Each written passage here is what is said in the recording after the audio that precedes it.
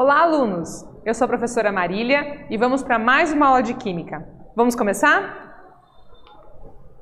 Então, objetivos dessa aula: revisar o conceito de eletrólise aquosa, revisitar o conceito de sais inorgânicos, compreender como ocorre a eletrólise aquosa de um sal inorgânico e praticar o conhecimento por meio de questionamentos e atividades. E as nossas perguntas? Você sabe que relação existe entre a eletrólise aquosa e a cobreação de metais? Por que não é possível obter metais alcalinos e alcalinos terrosos a partir da eletrólise aquosa? Vamos estar respondendo essas perguntas durante a aula de hoje. Então vamos revisitar alguns conceitos bem importantes para a gente poder seguir as nossas aulas de eletrólise. O primeiro deles é o conceito de sais inorgânicos. Então os sais inorgânicos são compostos iônicos, apresentam elevados pontos de ebulição e fusão e a maioria é solúvel em água. Lembrando que composto iônico vem porque eles fazem parte do grupo de substâncias que se forma através de ligações iônicas. A eletrólise aquosa, ou em meio aquoso ou ainda em solução aquosa, é o tipo de eletrólise que ocorre quando a descarga elétrica é realizada diretamente em uma substância iônica dissolvida em água, onde vai ocorrer a dissociação iônica, isso é, a solução aquosa de um sal ou de uma base, liberando íons positivos, que chamamos de cátions, e íons negativos, que chamamos de ânion. Então a gente tem eletrólise aquosa quando eu tenho sais e quando eu tenho bases. A eletrólise aquosa de um sal inorgânico, composto iônico, dissociada, é caracterizada pela competição entre dois cátions e dois ânions, originários da autonização da água e da dissociação iônica do sal. Esse impasse é resolvido analisando a prioridade de descarga de cátions e ânions. Se vocês lembram, nas aulas anteriores, a gente já estudou sobre as eletrólise ígnea de sais, onde a gente tem somente um cátion e um ânion proveniente do sal, que está na sua forma líquida, fundido, e aí, através desse estado físico, acontece a separação. Aqui, como esse sal está dissolvido na água, a competição vai dar pela dissociação que acontece dos dois componentes do sal ali, cátions e ânion, que veio do sal, e também da autonização da água, que vai originar um íon positivo e um íon negativo também. E aí a gente tem a nossa tabelinha, que vai resolver essa competição, mostrando para a gente qual é a afinidade maior e quem vai ser descarregado, lá nos nossos eletrodos e o que vai ser formado na eletrólise aquosa. E aí a pergunta que vem agora é a seguinte: mas será que é possível obter metais alcalinos e alcalinos terrosos a partir da eletrólise aquosa? E a resposta para esse questionamento é não, não conseguimos. Uma vez que, de acordo com a prioridade de descarga das espécies, não é viável a obtenção no cátodo de metais alcalinos, nem os alcalinos terrosos e também não o alumínio, no estado fundamental, ou neutro, a partir da eletrólise aquosa, pois os íons H+ têm preferência a esses metais conforme esquematizado no desenho. Então a gente tem aqui os metais alcalinos, os alcalinos terrosos e os alumínios. Quem são os metais alcalinos? São os da família 1A, o sódio, o potássio, todos daquela família. Os alcalinos terrosos lá, magnésio e cálcio, da família 2, e o alumínio. E aí a gente tem aqui o nosso hidrogênio, então ele é mais reativo e então não vai aparecer a formação desses nossos metais. Em relação aos ânions, a gente tem os oxigenados e o ânion fluoreto, que é menos reativo que o OH também. A gente viu um pouco sobre isso lá quando a gente estava estudando sobre a eletrólise aquosa das bases. Então a gente não consegue formar esses metais alcalinos, alcalinos terrosos e o alumínio através da eletrólise aquosa. Para obter eles, a gente pode estar fazendo a fusão dos sais desses elementos. Então a eletrólise ígnea vai funcionar e aí a gente consegue a produção desses elementos no estado neutro ou fundamental.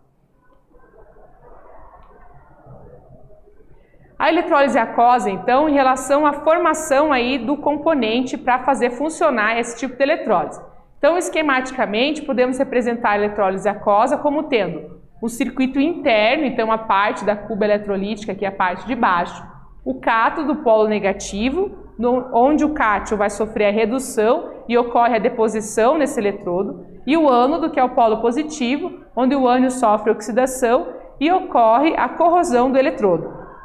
Então, o ânodo vai diminuir a sua massa, né, o eletrodo, o cátodo aqui, o eletrodo vai ter deposição, vai ter a massa aumentada.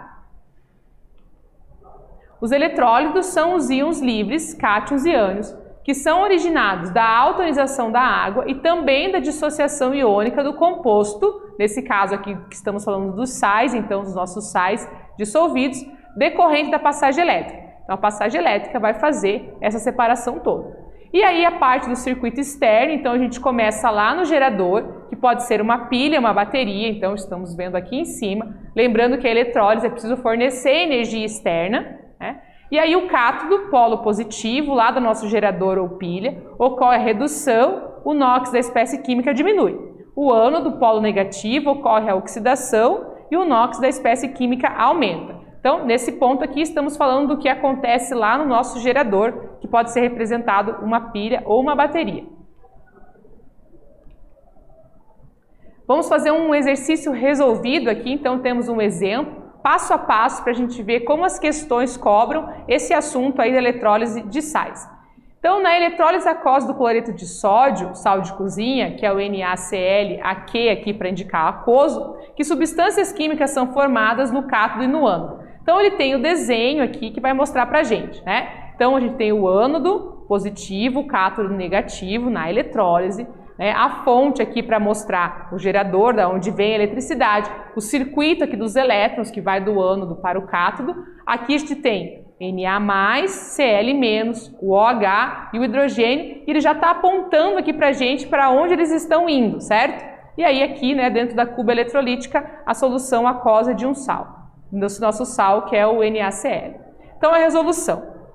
Quando o enunciado da questão solicita os produtos originários das semi-reações que ocorrem no cátodo e no ânodo, para um processo de eletrólise, nesse caso aquosa, o primeiro passo a ser realizado é um esboço da cuba eletrolítica conforme a figura. Então, é sempre interessante que você faça o desenho dessa cuba eletrolítica e fica dessa forma mais claro observar o que está acontecendo com todos esses íons, né? O segundo passo é definir quem e cada eletrodo e o que ocorre em cada um. Então, a gente vai lá e vai definir. Polo positivo é o ânodo, nele vai ocorrer a descarga dos ânions e vai ocorrer a oxidação. No polo negativo é o cátodo, descarga dos cátions e ocorre a redução. Então, aqui estou conceituando, né, os componentes que eu tenho dentro da minha cuba eletrolítica. O terceiro passo é escrever a reação de dissociação do sal, a reação da autoionização da água e as semi-reações no ânodo e no cátodo e depois a equação global da eletrólise e informar quais as substâncias são formadas nos respectivos eletrodos. Então vai ficar assim, ó, a dissociação do sal. Então NaCl se dissocia em Na+, Cl-. A autoionização da água, então H2O líquido, que se divide em H+ e OH-.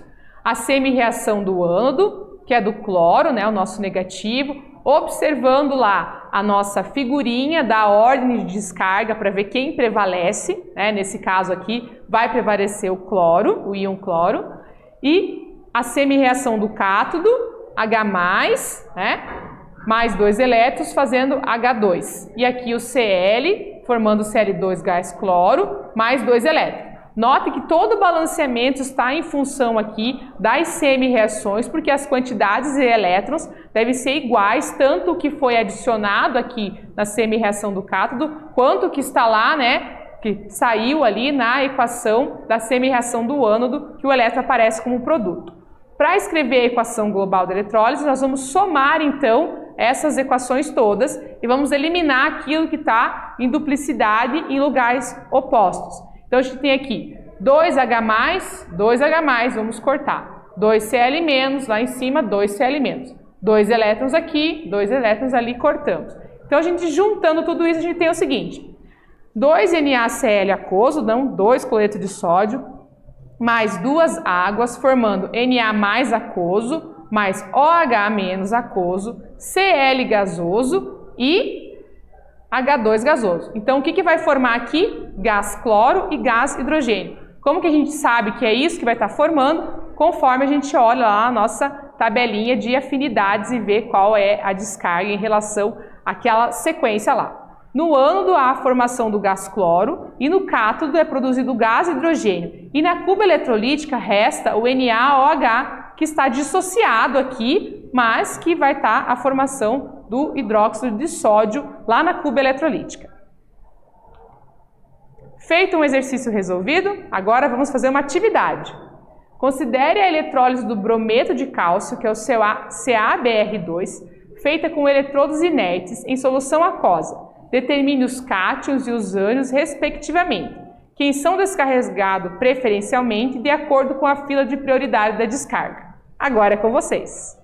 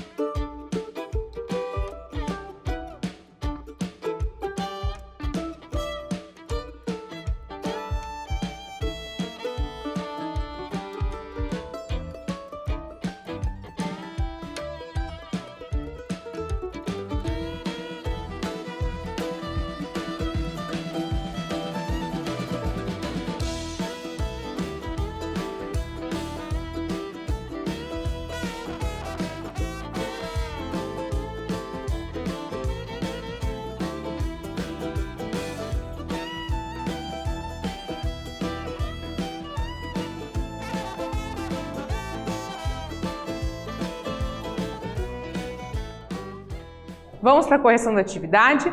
Olha só, o enunciado quer que você diga, quem são os cátions e os ânions, todos eles, e quem são preferencialmente descarregados conforme a nossa fila de prioridade.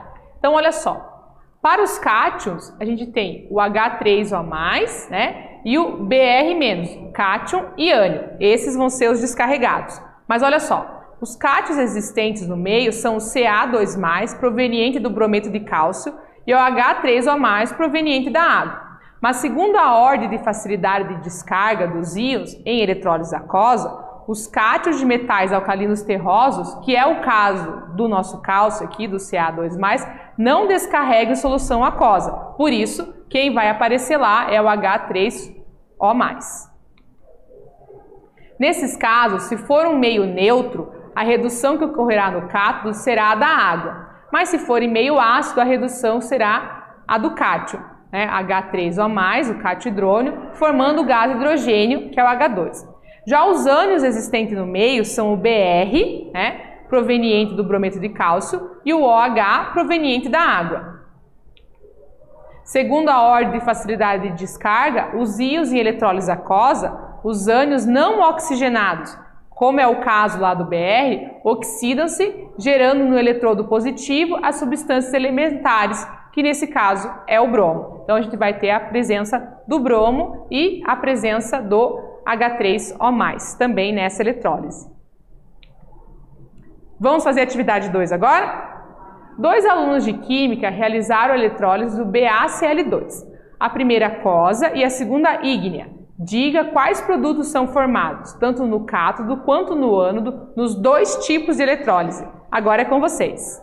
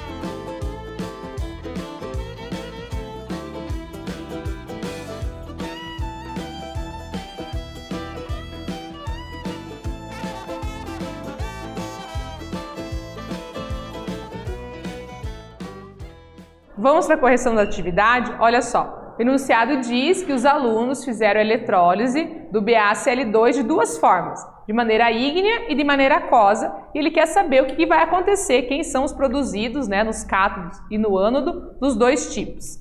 Então vamos ver. Na eletrólise ígnea ocorrem as seguintes semi-reações no cátodo e no ânodo. Então no ânodo vai acontecer Cl2, né, que vai ser formado aqui, mais os dois elétrons, e no cátodo Ba2 mais dois elétrons, formando o Ba0. Na eletrólise aquosa existem duas possibilidades de descarga no cátion e no ânodo. Então, para a eletrólise ígnea, a gente já resolveu. Para a eletrólise aquosa, eu preciso ver depois a nossa tabelinha lá de prioridade para saber o que vai acontecer. Mas quais são as dissociações lá? Então, a gente tem a dissociação do BaCl2, né, formando Ba2+ e C-elementos. No ânodo, o cloro, no cátodo, o bário, a altonização da água. Entre os ânions, C-elementos e o OH, o que tem a descarga primeiro é o Cl, porque ele é o menos reativo. Isso significa que o cloro, né, é formado, o Cl2. Entre os cátions, o Ba2+ e o H3O+, o nosso hidrônio aqui, que é o H3O+, é o que descarrega e formará o H2 lá no cátodo. Isso tudo são informações que você tira lá da fila de prioridade da descarga. Vamos fazer a atividade 3 agora? Considere as seguintes eletrólises em solução aquosa. Responda. Letra A. Em quais dessas eletrólises há a liberação do hidrogênio gasoso no cátodo, mas não o oxigênio no ânodo, e justifique. Na letra B. Em quais dessas eletrólises não há a liberação do hidrogênio gasoso nem do oxigênio gasoso, e justifique. Então, olhando todas as substâncias que temos aqui em solução aquosa, responda A e B. Agora é com você.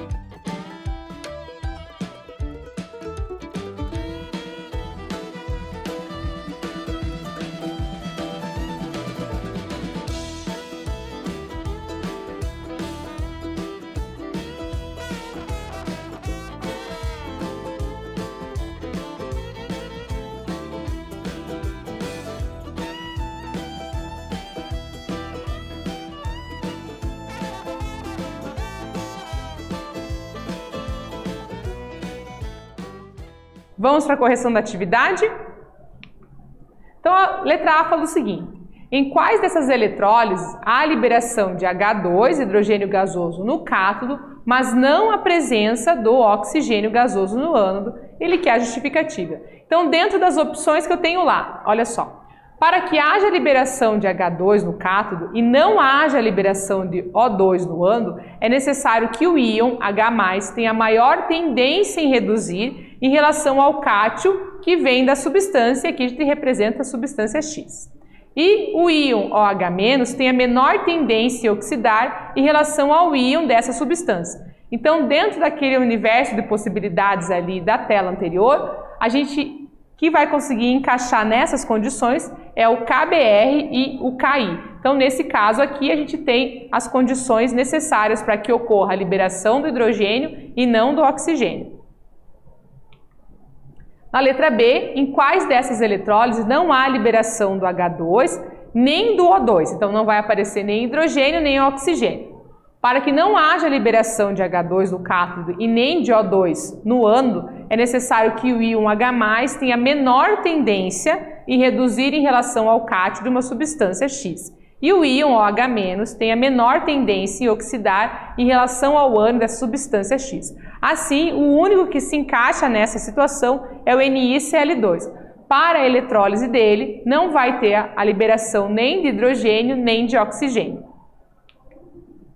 No Pensando da aula de hoje, eu trouxe aqui para vocês um vídeo que vai falar sobre banho de cobre e como isso funciona. Já deixo a dica para vocês que para assistir o vídeo completo você pode acessar o QR Code aqui. E a cobreação, como chamamos esse processo, é através de eletrólise aquosa de um sal. Quero que vocês assistam para ver o processo acontecendo em tempo real e como é bacana observar a mudança de cor aí nos metais no momento da cobreação.